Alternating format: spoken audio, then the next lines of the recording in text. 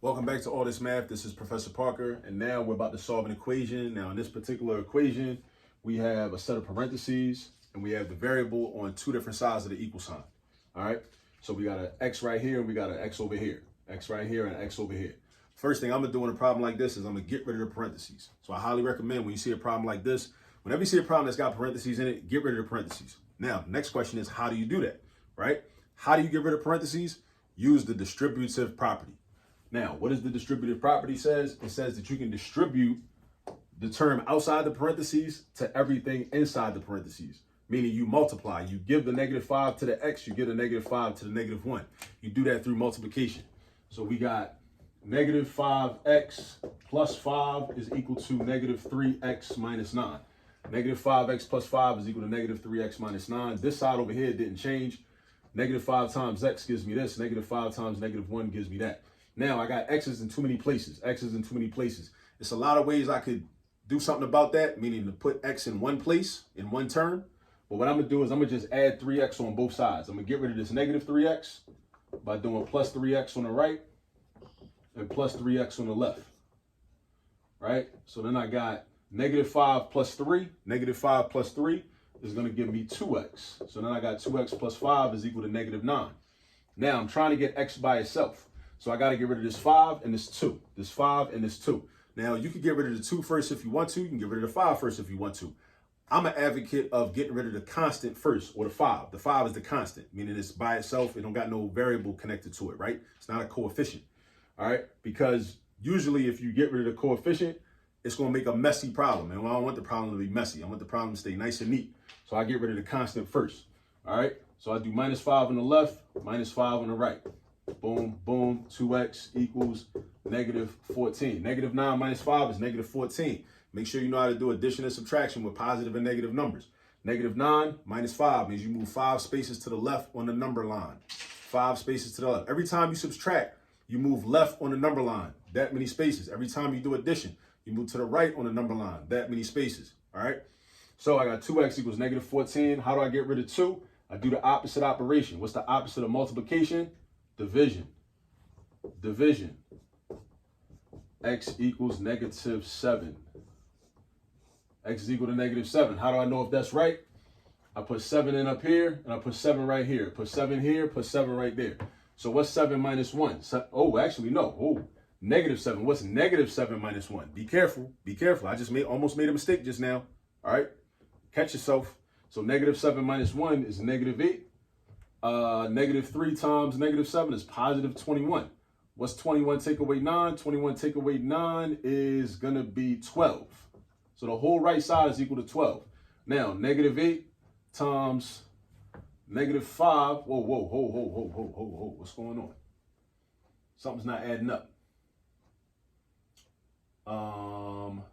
Let me see. -7. -7. Minus 1 is -8. -8 times -5 is +40. Okay. So now this ain't right. Because there ain't no way 40 is not equal to 12. -3 times -7 is +21. +21 take away 9. All right, so this is good. This is good. I made a mistake somewhere. So now I got to find my mistake. That's why it's good to always check your work. Because there ain't no way 40 is equal to 12. 40 is not equal to 12. All right, so that means this is wrong. All right, now I got to find my mistake. So -5 times x minus 1 equals -3x minus 9. So I got -5x, +5, okay.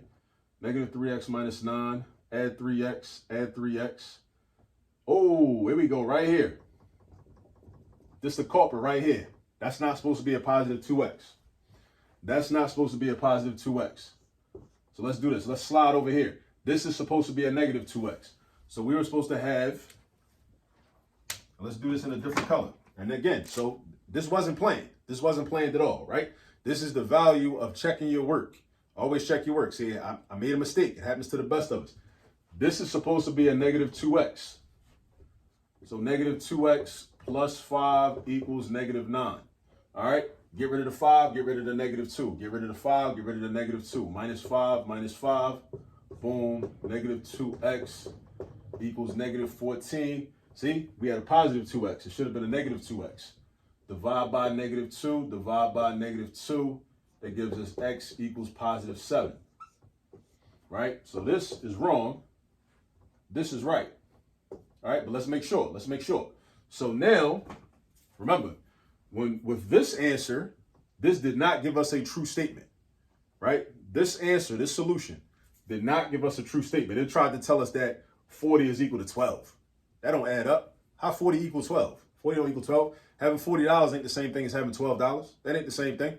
Nah, that's like somebody owe you $40 and they try to give you back $12. Like, cool, we even. No, we not. That's not the same thing. 40 and 12 are not the same thing. So let's do this. Let's see if it's right now.